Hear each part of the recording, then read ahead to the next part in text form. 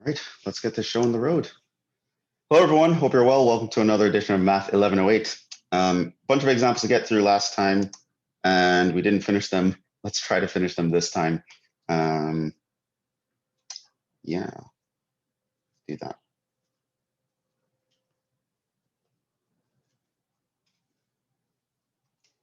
So again, like last time, we're essentially going to get through two new problems, but going to be explaining a lot along the way.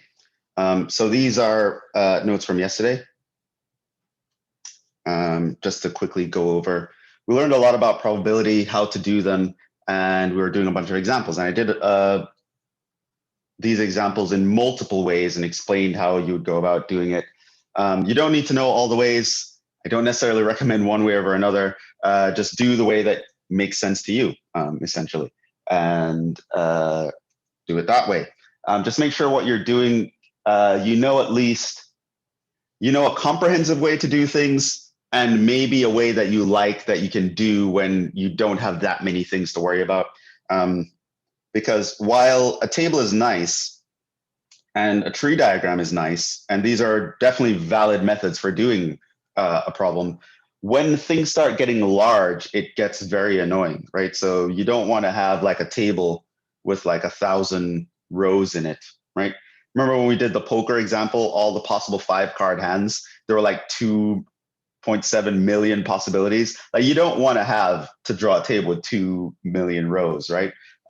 So just be aware of that. If you're into the table and the tree diagram, that is completely fine. Just understand that you need to know another way when things get big or large, right?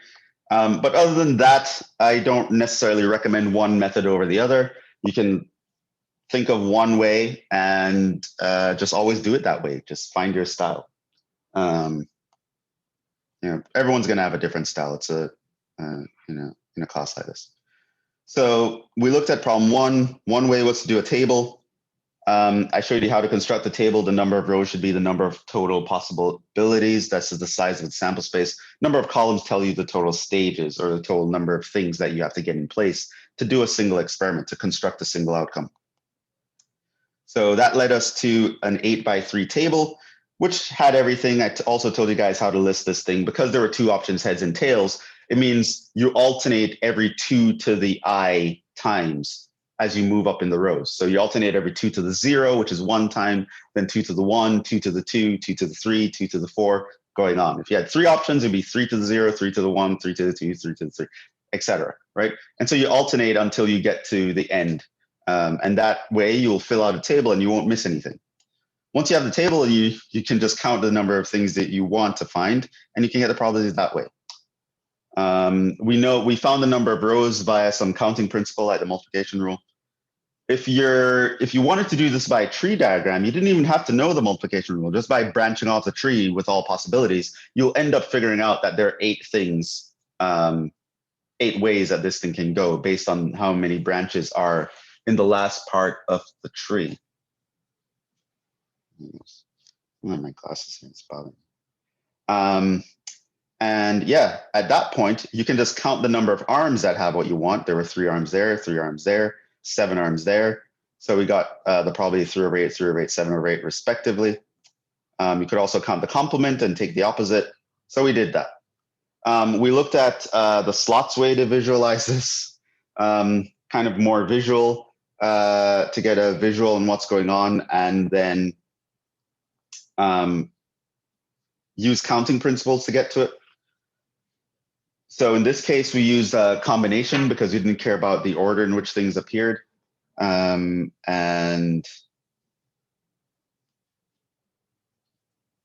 we did the same for B. C, we also did the same, except we used a complement.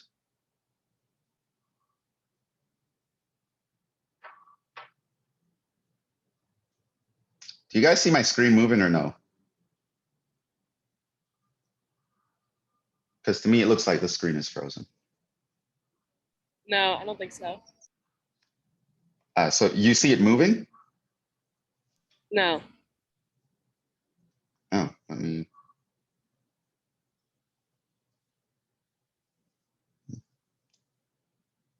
What's going on? let me reset things.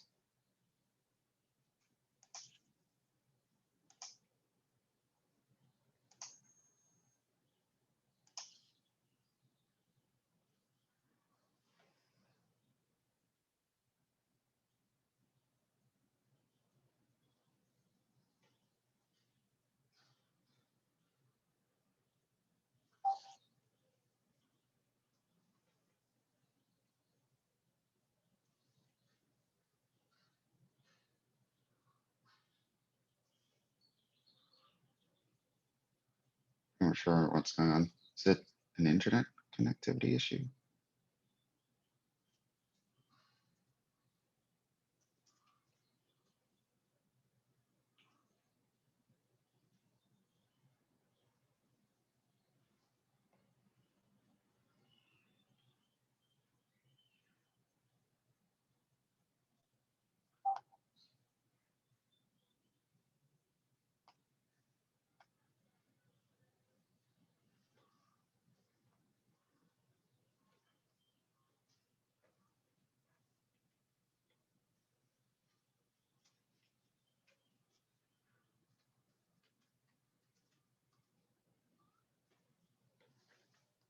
Don't know what's going on with this thing.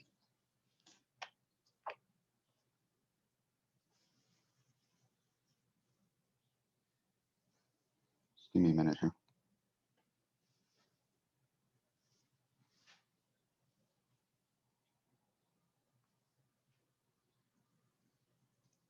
We should have that elevator music.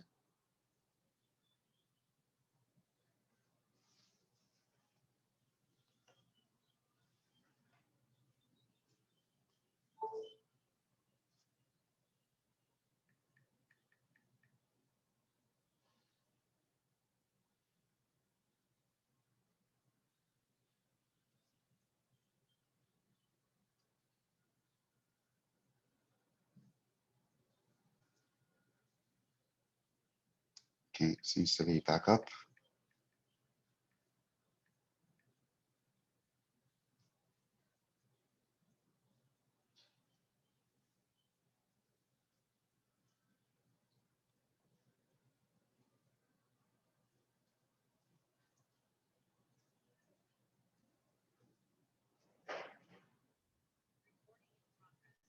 Okay, there's the second Jhevon. Let's try this again.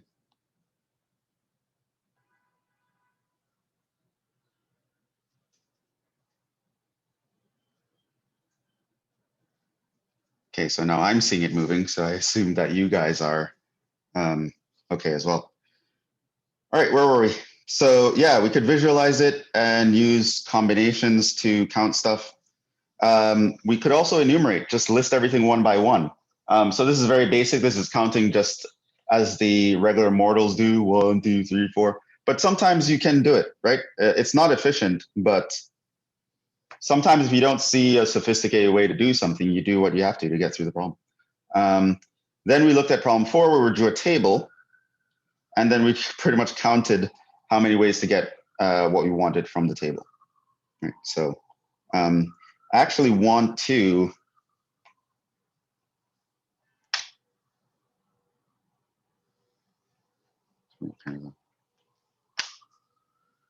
Apple Pen.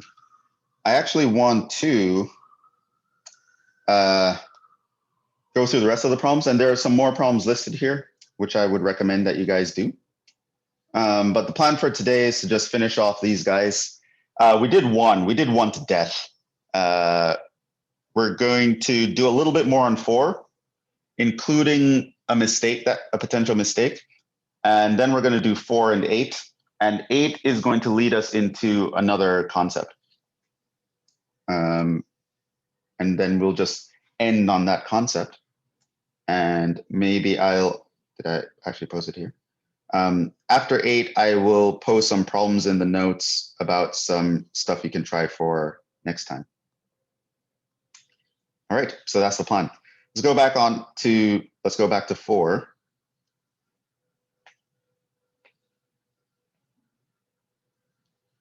Get these out the way.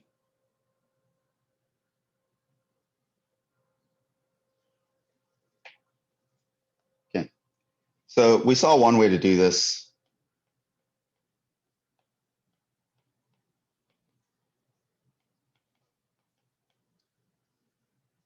Here's another.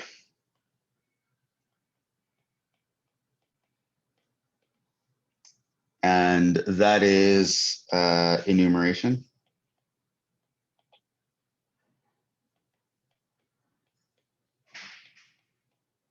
Which is, as I mentioned, it's usually the most inefficient way to do something.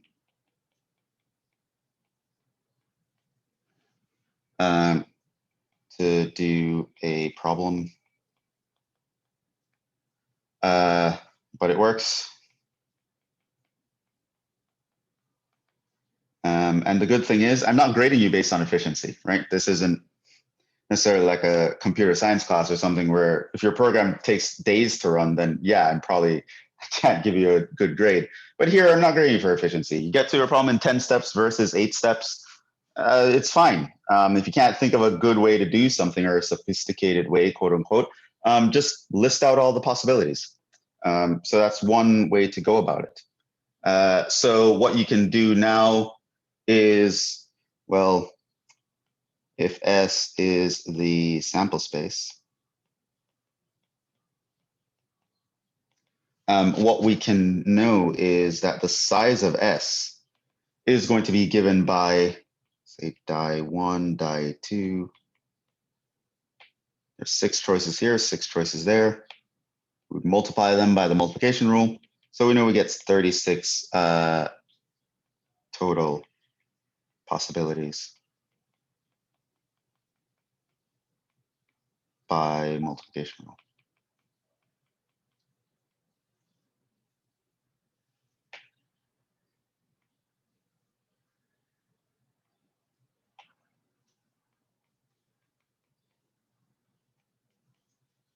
Okay, so we kind of knew that. All right, so now let A be the event, the sum is 7.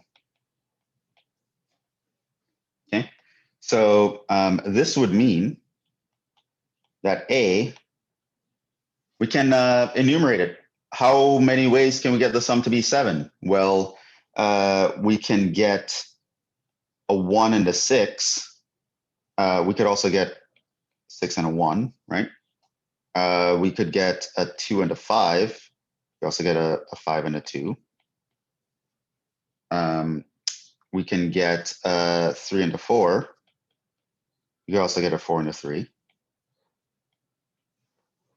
And that's it.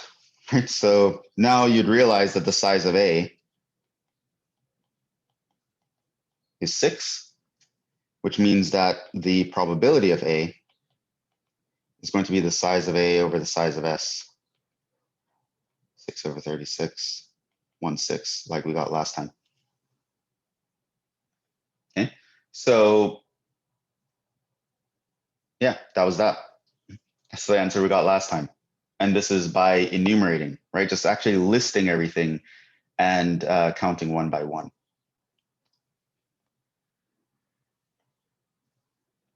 You can do B here. Let B be the event. The sum is even.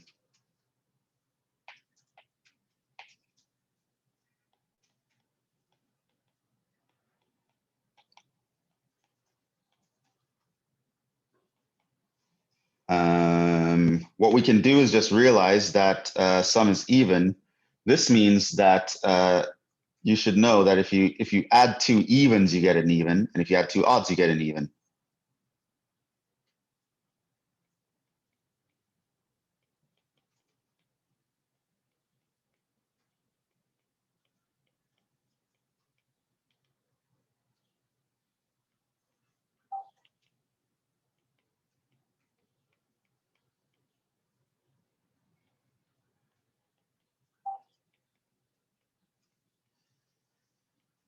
If you add an odd and an even number, then you get an odd number, right? So you have to either have both evens or both odds. And so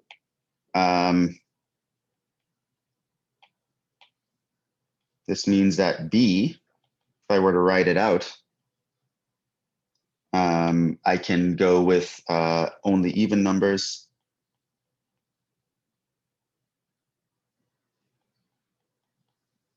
Or only odd numbers.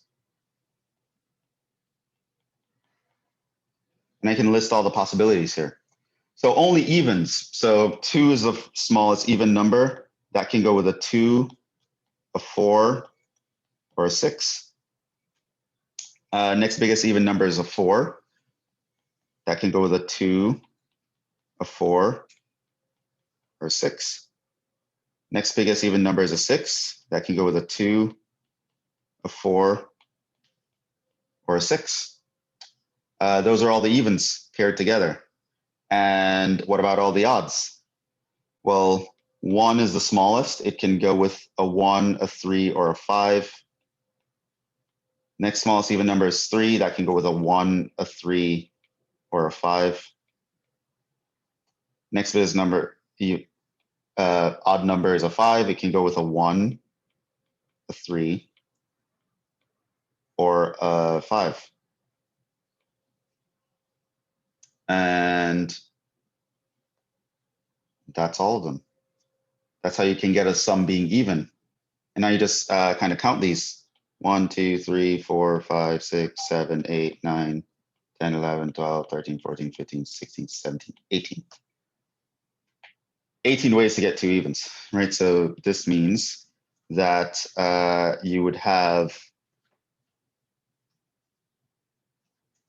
the size of B equals 18. And so the probability of B is going to be the size of B over the size of S equals 18 over 36 equals a half, which we got last time, right? So you can enumerate that.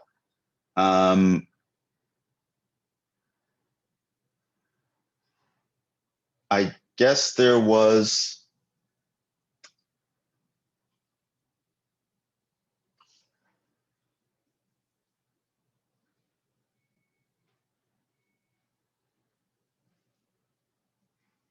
there's another way to get the size here, but let's not worry about it, using combinations.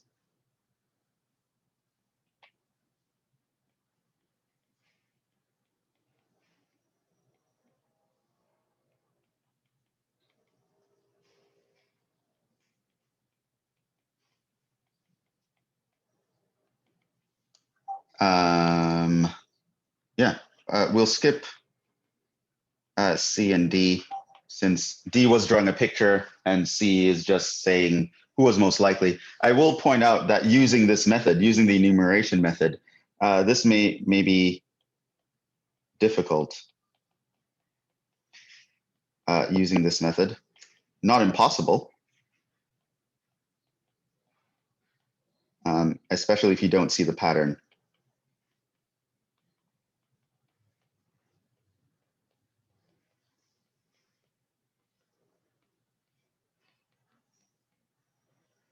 Because as we saw last time, there was a pattern to these numbers. Notice that the ways to get a 2 was 1, then it bumped up to 2, then 3, then 4, then 5, then 6 to get a sum of 3, 4, 5, 6, 7 respectively. And then it kind of went down 5, 4, 3, 2, 1 number of ways to get an 8, 9, 10, 11, or 12 respectively. So there was a little pattern there that maybe if you picked up on, you could realize that that was going to happen. But eventually, by enumerating and figuring out a pattern, maybe you could get to the fact that 7 was the most likely single number. Okay. What I do want to talk about, though, is a wrong way to do this problem, which might seem like you're doing the right approach, but there's an issue with it that I want to talk about. So a wrong way.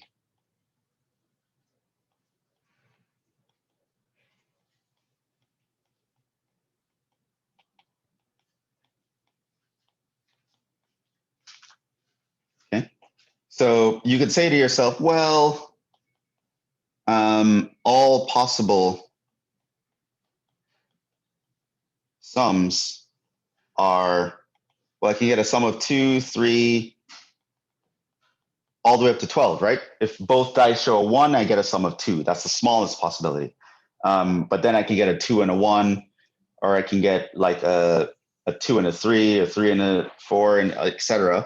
But the maximum I could get is when 2 dice show 6, and I get 12.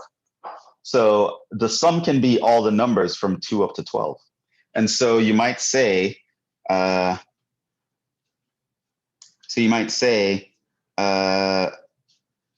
let S equals the set of all possible sums.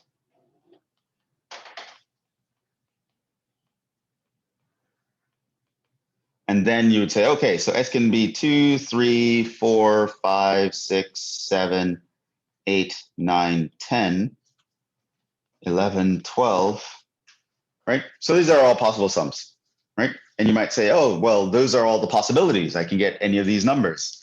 And then you would go, well, that would mean that the size of S is, well, it's 11, because this not all numbers up to 12, except you skip the number 1. And then we can say, let A be the event, we get 7.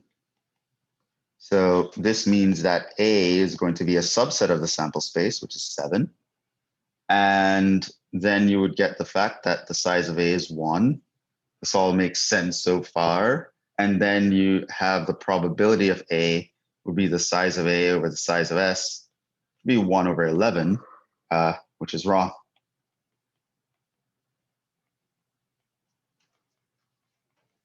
Okay. But at first you might wonder, well, why is that wrong? Did like Jhevon told me, I followed all the rules. I paid attention in class. I set up my S to be set of all possibilities. Those are all possible sums, aren't they? There's 11 possibilities for all possible sums. And I just want one of them. I want the 7. Why isn't the probability 1 out of 11? Does anyone see what the problem is here quickly? Or should I just jump in and tell you what the problem is?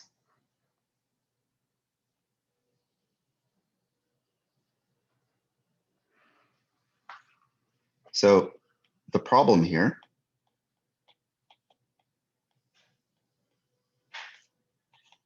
is that S does not contain equally likely events, equally likely sample points, I should say. So going back to how we constructed probabilities, notice that we need to create a sample space S of equally likely events. And so when we measure the size, that size can be used in our problem. That was not the case here. You see, it was more likely to get some numbers than others.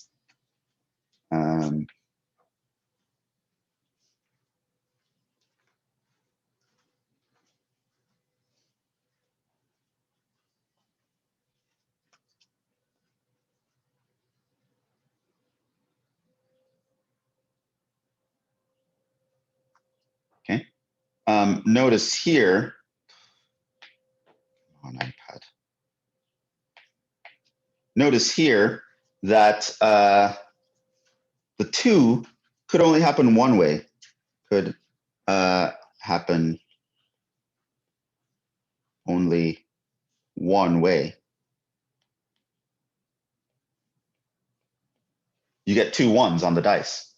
7, by comparison, could happen 6 ways.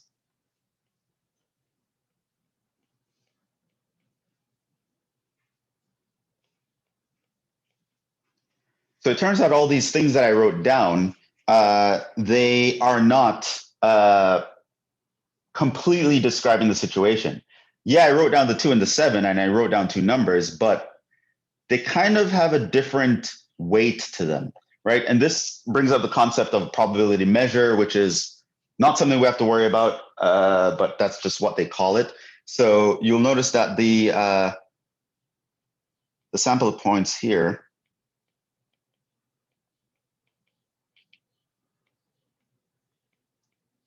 have different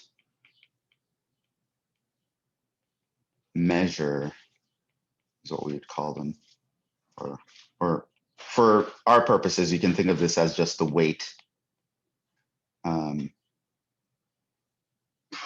here. Okay. So not all these guys are equally likely. It means that when I take the size of this set, it's not telling me the full picture. There's a bunch of things missing. So the size of S is actually more than 11, or it should be. But by here, we're getting 11. So S here is a bad choice of sample space.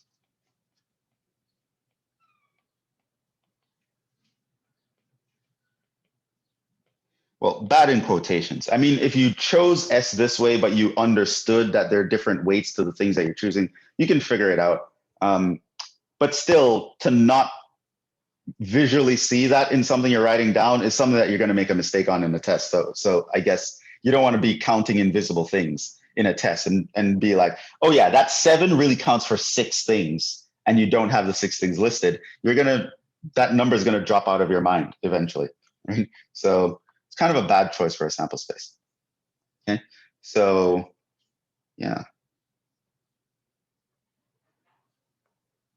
let's move on.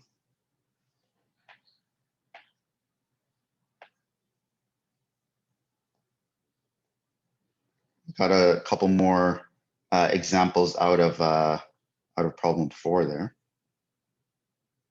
Let's move on to problem 5.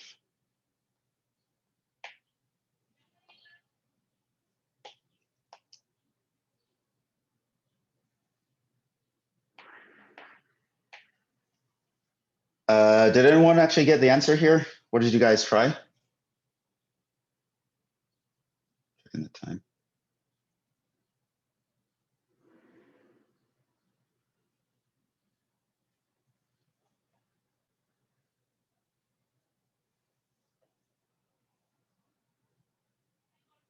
Anyone? You tried this? Got the answer?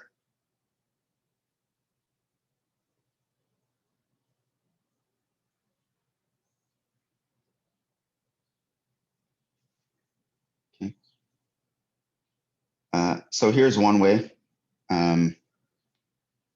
which is perfectly fine, but it's one of the students in my other class came up with this. It's very conceptual, but the way that I thought of teaching it was a visual way, but he pretty much visualized just based on formulas, just concepts, which is, again, completely fine.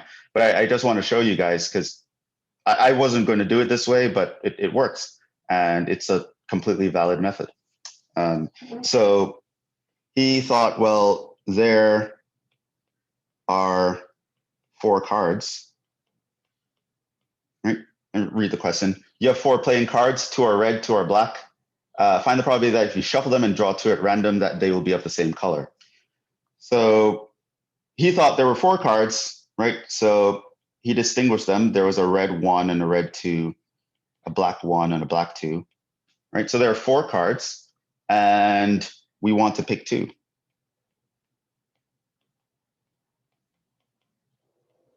And he didn't care about order. We don't care about order.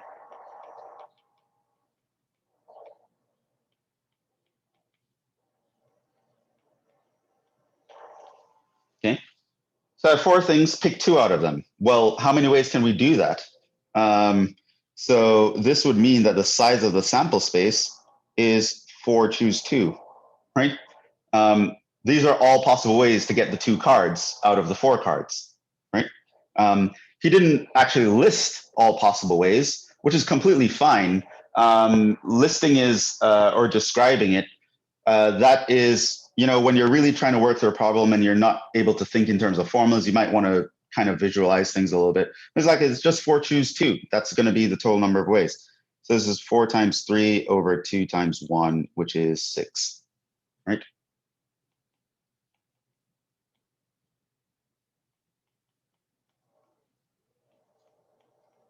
Right, similar to how we chose the hands of cards of poker. Now we want to choose the same color. Now let A be the event.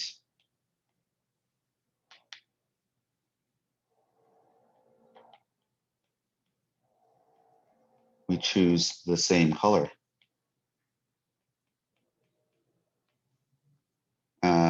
And so there are 2 colors.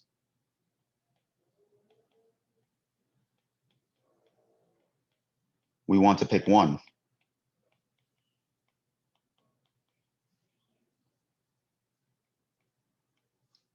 And so he went and was like, oh, the size of A then is going to be 2 choose 1, which is 2 ways to pick the color. So he picked the cards and then he picked the colors on the cards. And so now you can get the probability of A, probability that we get the same color, is going to be the size of A over the size of S, 2 over 6, which is a third. And that was the correct answer, right? Which it's a very nice way to do the problem. And yeah, if you saw that way to do it, that's perfectly fine. Some of you might like to visualize things though, so I'm going to give you a couple other ways. Another way. And this way, it's actually equivalent to the above way.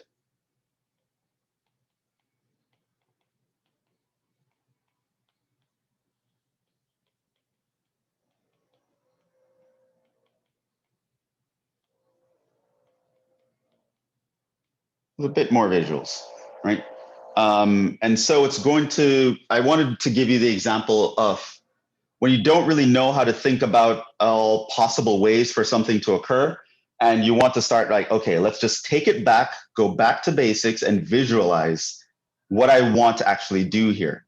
And there were 2 main ways to visualize. One was using sets and the other is using tuples. So, and I told you about sets and tuples. So we know a lot about sets and tuples, and we already know counting principles that go with sets and tuples, right?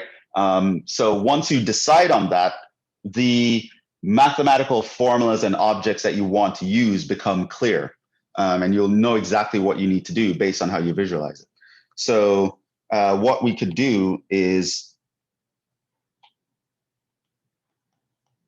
visualize S as a set of sets, right? So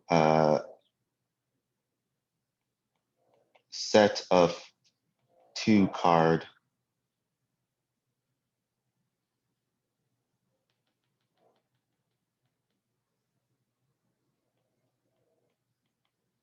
sets of 2 card hands specifically.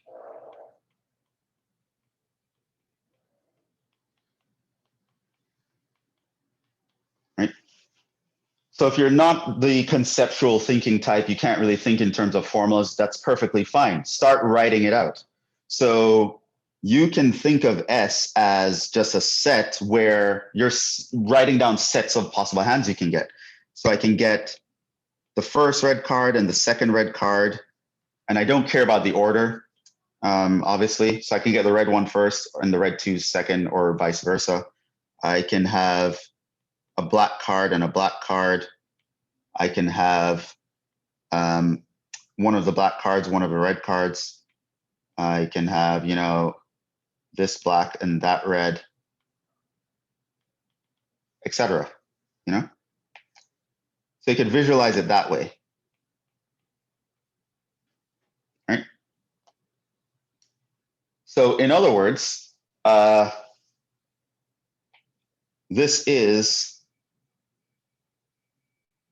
the set of all possible 2 sets that can be created from a set of size 4, right? Specifically the set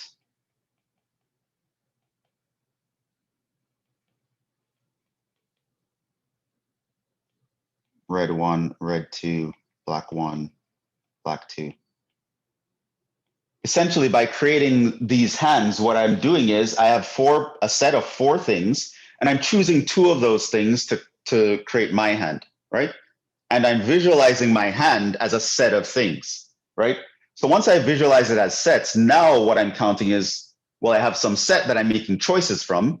I'm making choices in a way that I'm ignoring order and repeats. So this should hint to you combinations come into play.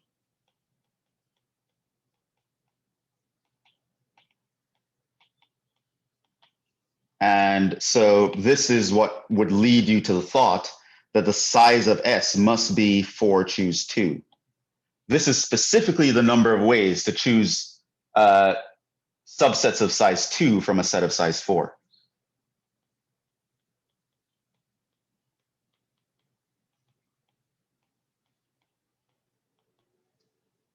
Okay.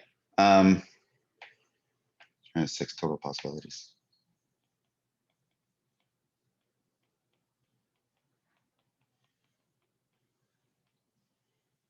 Okay. And now you go down to the fact that you want A is the event. We get the same color.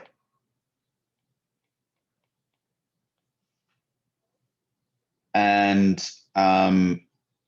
this is more like you're choosing from the colors, right? So the colors equals red, black, and we want to choose one of these to be the cards. So so to choose one,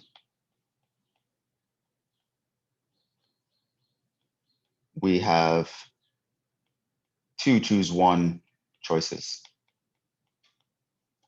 And we could also say 2 choose 1 equals 2 choices.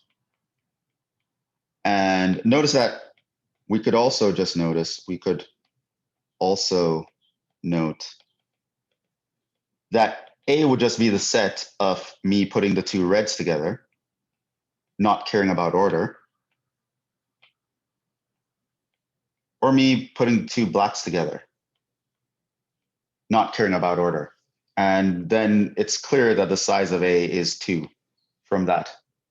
But either way, you should come up with the answer 2.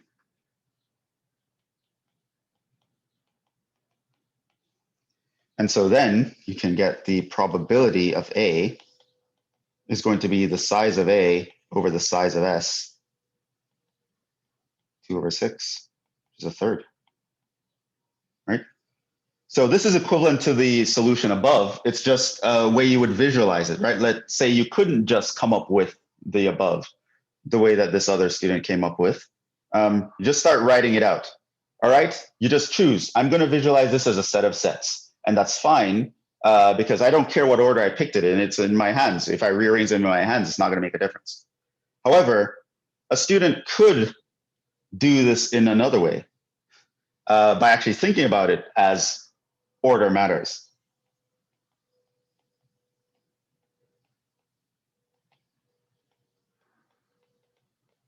Pretend the order in which we make the choice matters.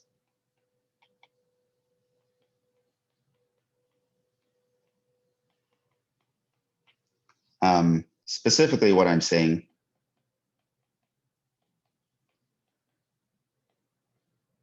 think of S as a set of tuples.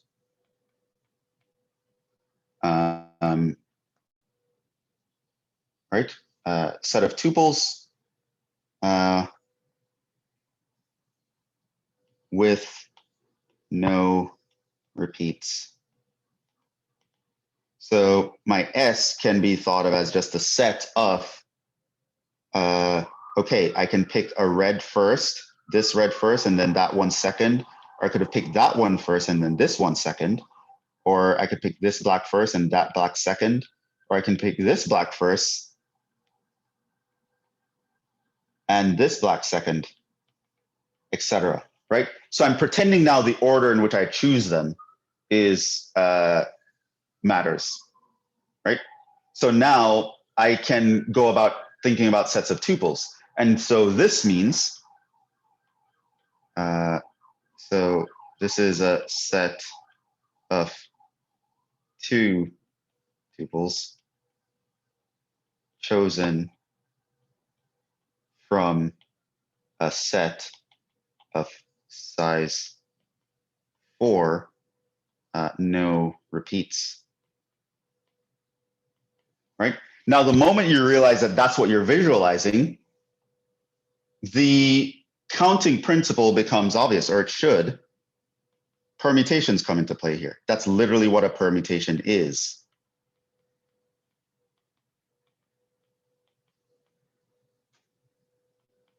Right? You go back, oh man, where did I do that? Here.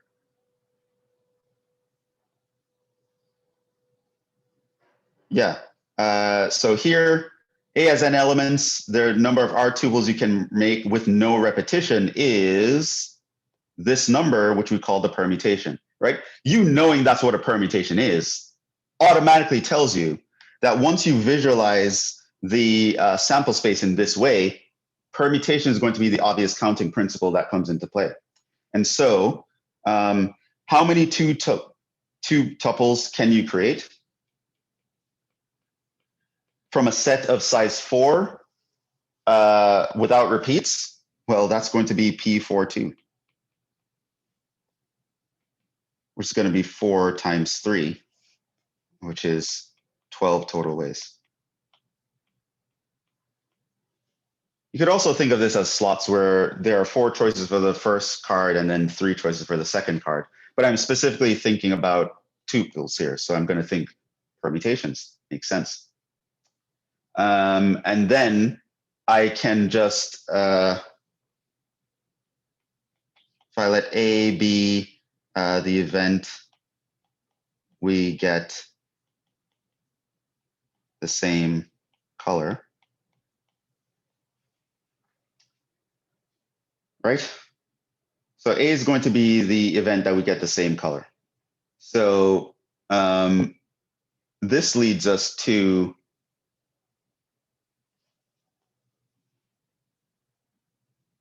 so it can be, we can list these: red 1, red 2, red 2, red 1, black 1, black 2, black 2, black 1.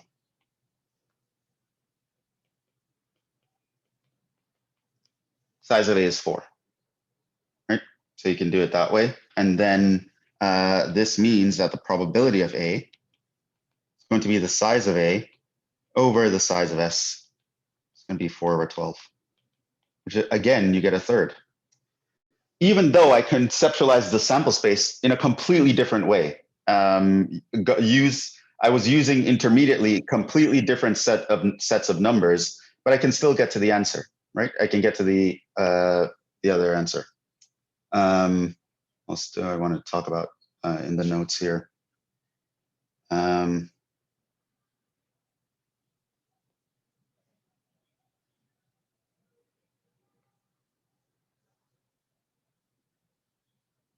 Yeah, we could do permutations here, but you'd have to do a sum. Could also use a sum of permutations.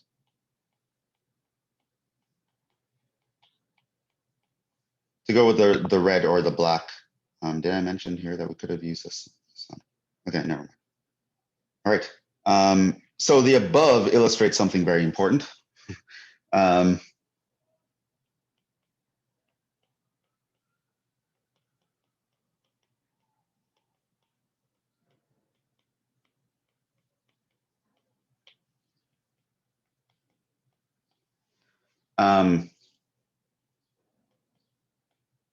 There is no unique sample space. There's no one way to come up with the set of all possibilities. S can be envisioned in multiple ways.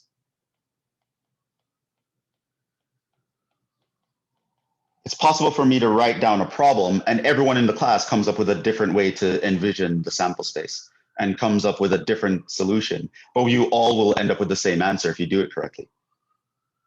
S can be envisioned in multiple ways.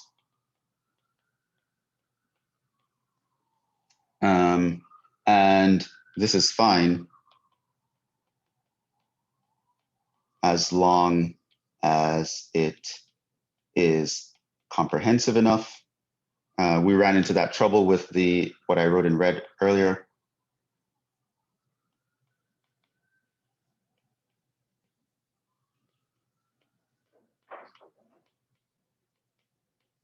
And useful enough. You should be able to immediately see a bunch of principles that can come along with this, right? There are bad ways to construct S.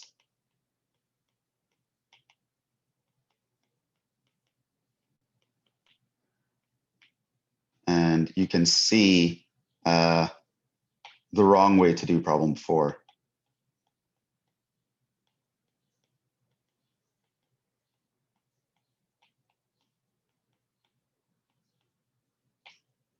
Above. Right? But in general, there's no one way, right? I will also mention the two main general ways to visualize S.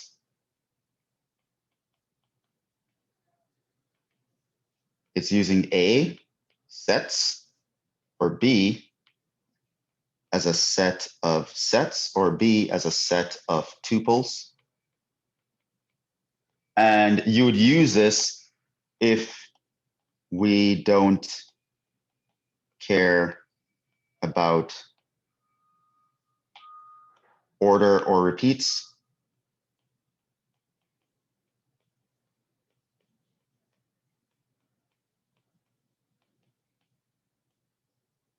And this is if we do care.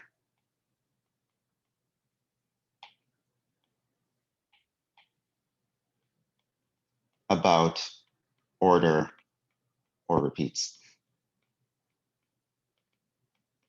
But you can visualize a lot of problems in both ways. Okay. So what we're finally going to do, I really just want to introduce a new formula. So I'm going to work through problem 8 for you guys quickly, just so I can introduce that new formula.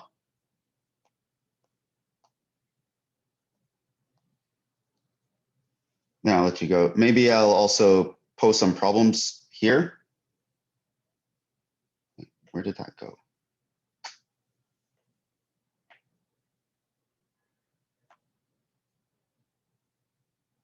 Jeez, come on.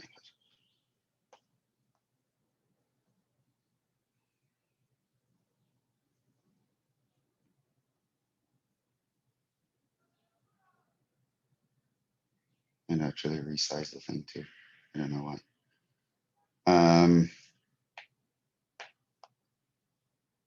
You roll 2 fair 6-sided dice, right? And find the probability that the sum is 10, given that one of the dice shows a 6. This reminds us of the 2 girls problem. What's the probability of 2 girls? Okay, no. What's the probability of 2 girls, given that the older one's name is Freuda? What's the probability of 2 girls, given that one is a girl, right? So there are times when we're given some extra given some extra condition. We're given a condition here.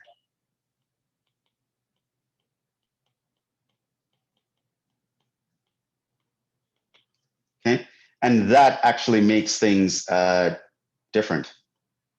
But let's actually see. So let's talk about the general sample space.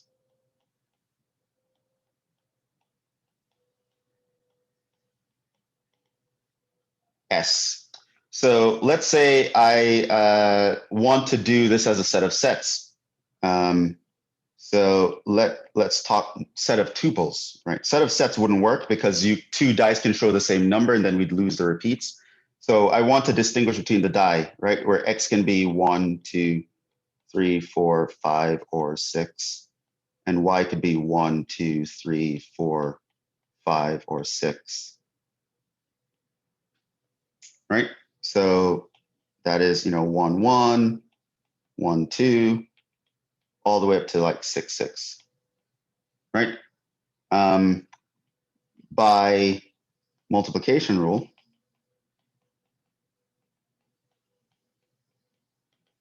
the size of S is 6 squared, which is 36. That's the n to the r. That's this guy using this formula. Okay, so the size of S is 36. Okay, now we now restrict the sample space. And so let A be the event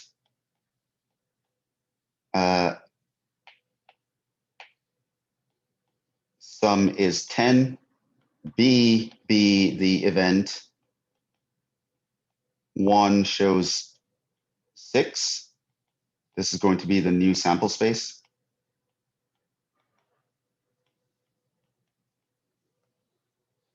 So this here is in general. And so here, notice that my A is going to be, well, you can get a 4 and a 6. You can get a 6 and a 4. You get a 5 and a 5. That's it. And your B is, you can get a 6 and a 1, 6 and a 2, 6 and a 3, 6 and a 4, 6 and a 5, 6 and a 6. You can get a 1 and a 6, 2 and a 6, 3 and a 6, 4 and a 6, 5 and a 6, 6 and a 6 is the same.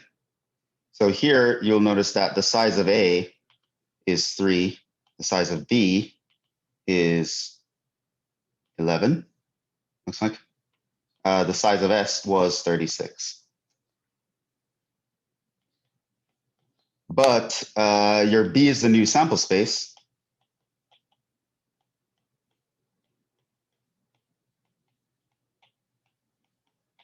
So if A1 is the event sum is 10 in the new sample space,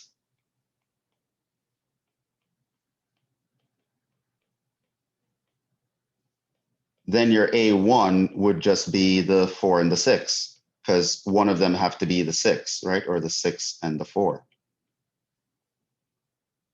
Right? Now, the important thing to notice about this, note, this is A intersected with B. Gasp. Normally I'd ask you guys, what do you think this is? If you look at these guys. Yeah, well, the 5, 5 is no longer a possibility. We'd have to throw away the 5, 5.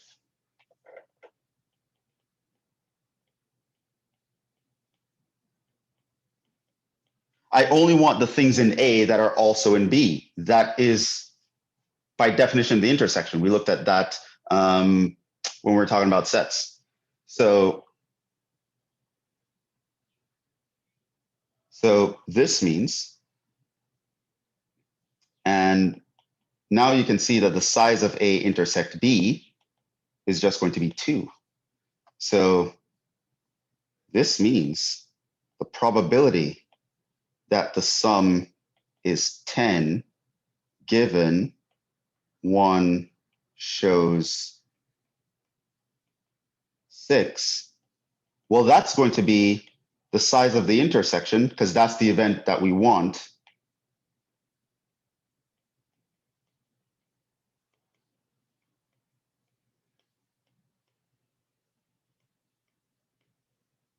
Over the size of the new sample space, which is B. So this is going to be 2 over 11. But we don't want to do this all the time.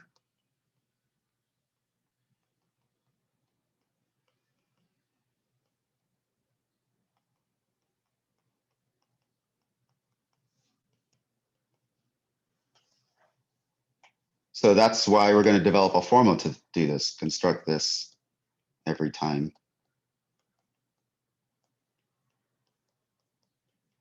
So let's develop a formula.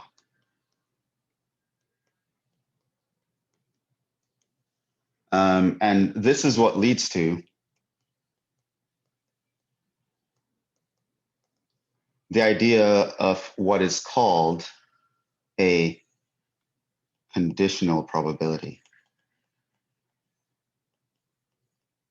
This is a probability that you find when you're given some extra condition. What is the probability of this given that this condition is fulfilled? And this is basically going to just say, so note A intersect B divided by B.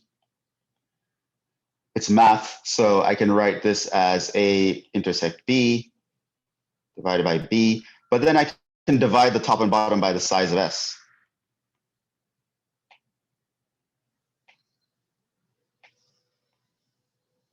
Right, that's like multiplying by 1. And then what is that? By definition, the numerator is the probability of A intersect B, right? The size of a set over the size of the sample space is a probability. And the denominator is the probability of B by definition. So we get that the probability of A occurring given that B already occurred is given by this probability, which this is the notation we use for it. A given B, A a vertical slash and B. It is going to be the probability of the intersection of the two events divided by the probability of the given event.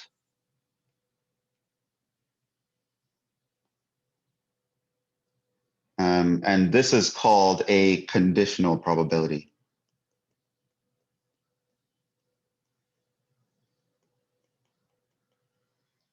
And it's red. This is red, the probability of A given B.